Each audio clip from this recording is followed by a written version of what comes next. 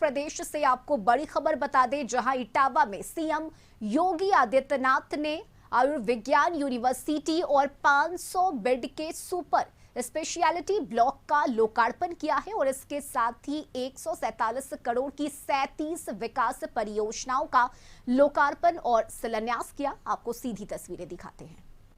अगर देखने वाला पहले जाकर के बोलेगा, अरे भैया तुम बिल्कुल अच्छा दिखाई दे रहा है, कोई ऐसा लगता नहीं कि तुम बीमार हो, काहे चिंता कर रहे हो, आप देखना उसकी आधी बीमारी वैसे दूर हो जाएगी। ऐसे ही चिकित्सक, याद रखना, बीमारी मनोकायिक तो होती ही है, यानी शारीरिक और अंतःकरण की व्याधियों से तो है ही, लेकिन उसमें मनोवैज्ञानिक असर भी होता है। व्यक्ति जब ये मान लेता है मैं बीमार हूं तो अवश्य बीमार हो जाता है। जब वो मान लेता है कि मैं बीमार नहीं हूं तो बीमार भी सरपट दौड़ पड़ता है।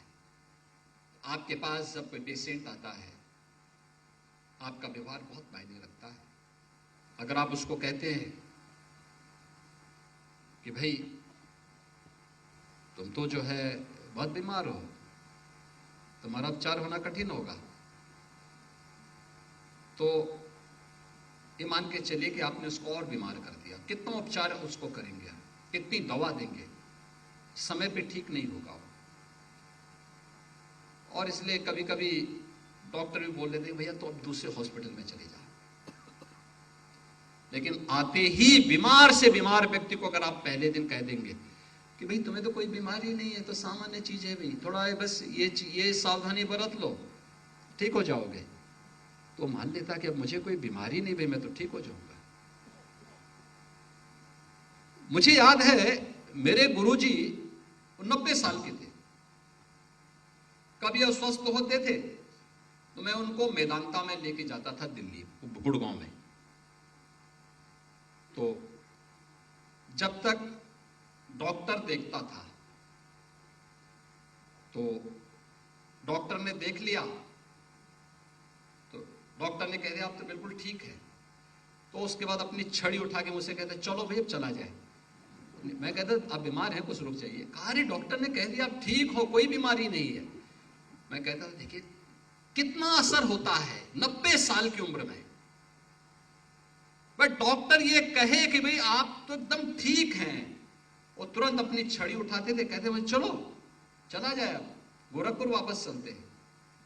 मैं कहता था नहीं कुछ देर रुक जाइए, 1-2 दिन रुक जाइए, जब आए हैं तो 2-3 दिन आराम कर लीजिए यहाँ पे। कहते नहीं नहीं अब तो डॉक्टर बोल चुके हैं। कितना मनोवैज्ञानिक असर पड़ता है वह आपको देखना होगा।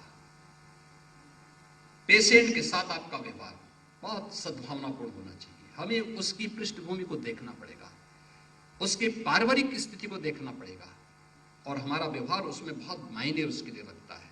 एक अच्छा डॉक्टर बनने की सबसे पहली कला यही है, हम उसकी समस्या को समझें, न कि अपनी समस्या को उस पर ला दें, और उसकी समस्या के समाधान का रास्ता अपने व्यवहार के माध्यम से निकालें।